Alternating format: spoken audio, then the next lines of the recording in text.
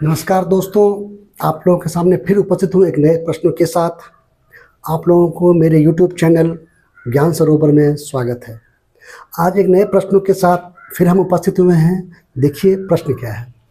प्रश्न है, यदि कोई संख्या दिया हुआ हो और उसके यदि हम अभाज्य गुणनखंड निकालते हैं तो उसके अभाज्य गुणनखंडों में अभाज्य संख्याओं के जो घात होते हैं उसके बीजीय रूप जो होते हैं, मतलब उसके योग या उसके अंतर या उसके गुणनफल, वो क्या होते हैं, उसको आज हम सीखेंगे। आइए देखते हैं। मान लीजिए एक प्रश्न दिया हुआ है 520। अब इसके हम अभाज्य गुणनखंड ज्ञात करते हैं। अभाज्य गुणनखंड ज्ञात करते हैं। चलिए यहाँ पे ज्ञात करते हैं 520 का। पहले 2 से आएगा, 2 दूनी 4, छक्के 12 0। फिर 2 से आएगा, 2 एका 2, 2 तिया 6 0। फिर 2 से आएगा, 2 छक्के 12, 2 पंचे 10। फिर 5 से आएगा, 5 5 5 तिया 15। यहाँ हम देखते हैं जो 520 का जो अभाज्य गुणनखंड आया वो हुआ 2 गुने 2 गुने 2 गुने 5 गुने 13, ये आ रहा है।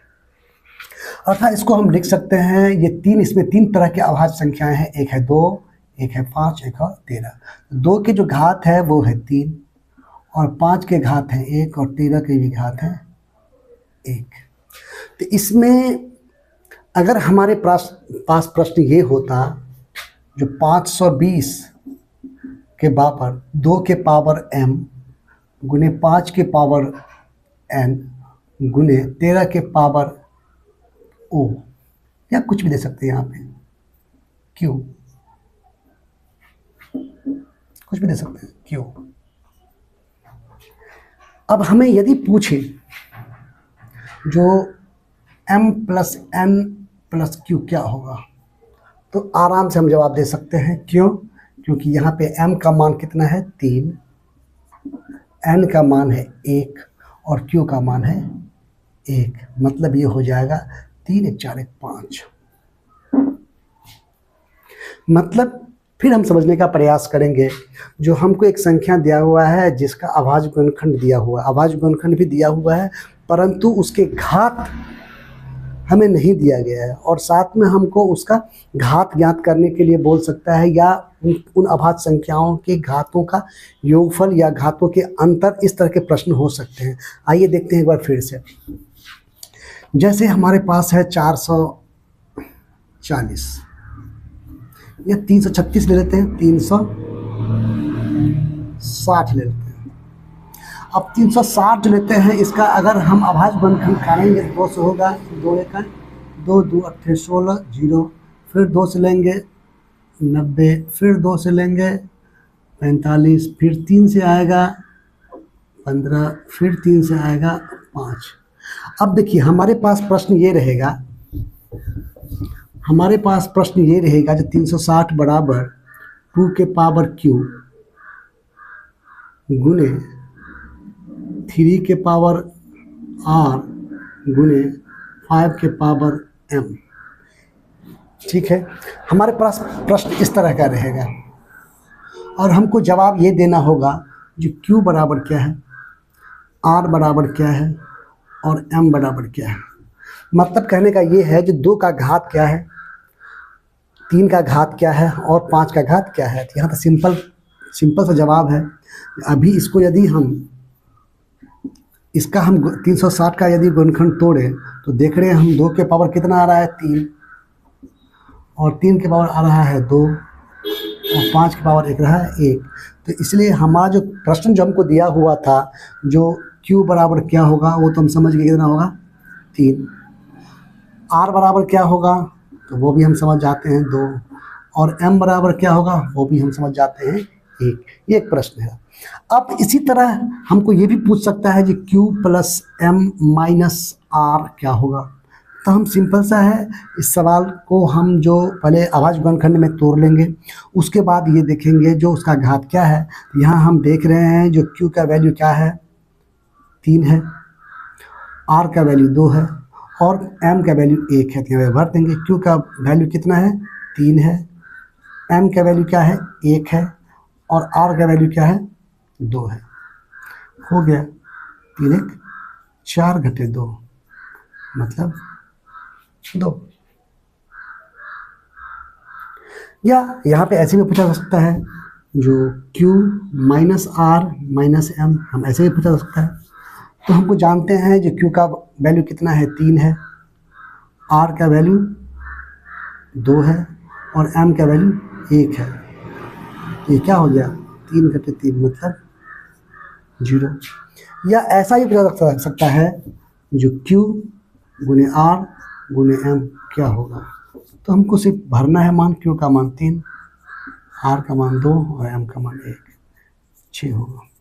इस तरह हम क्या देख रहे हैं, यदि किसी संख्या के अभाज्य गुणनखंड में अभाज्य गुणनखंड दिया हो और उसका घात हमको मिस कर रहा हो, घात हमें निकालना हो, घात हमें मालूम ना हो, तो घात हमको निकालना हो तो हम घात आराम से निकाल, उस संख्या का अभाज्य गुणनखंड हम अलग से ज्ञात करेंगे।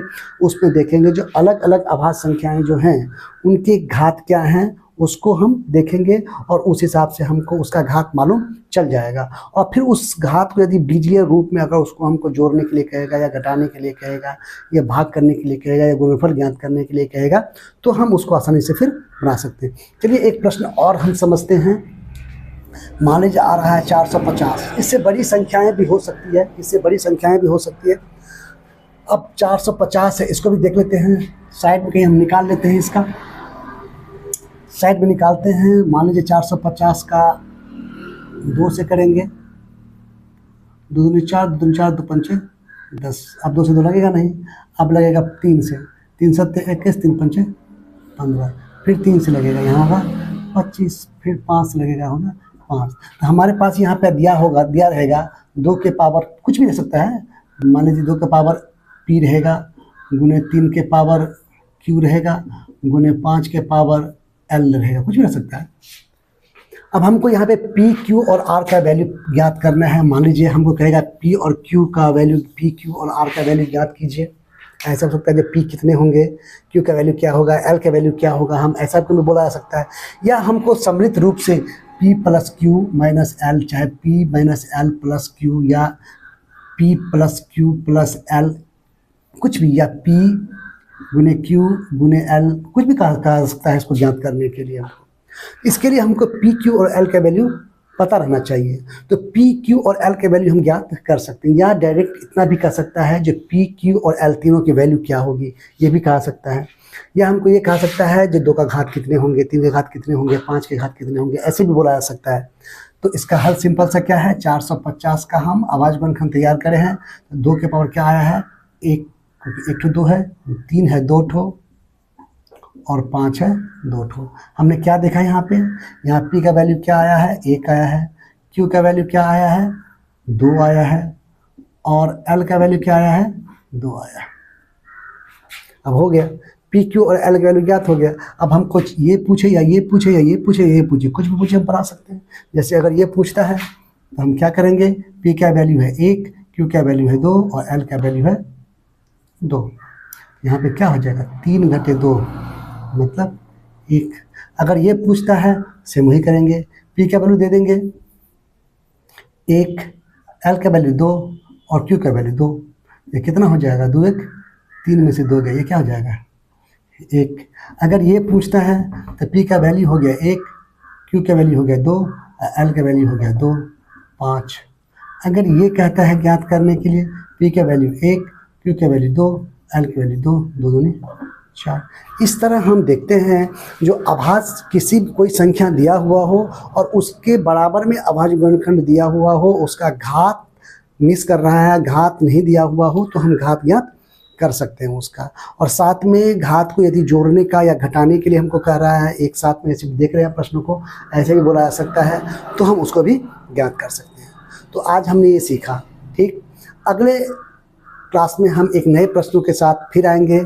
हम जाते जाते इतना ज़रूर कहेंगे कि आप लोग मेरे YouTube चैनल ज्ञान सरोवर को सब्सक्राइब करें और लाइक करें और शेयर ज़रूर करें। धन्यवाद।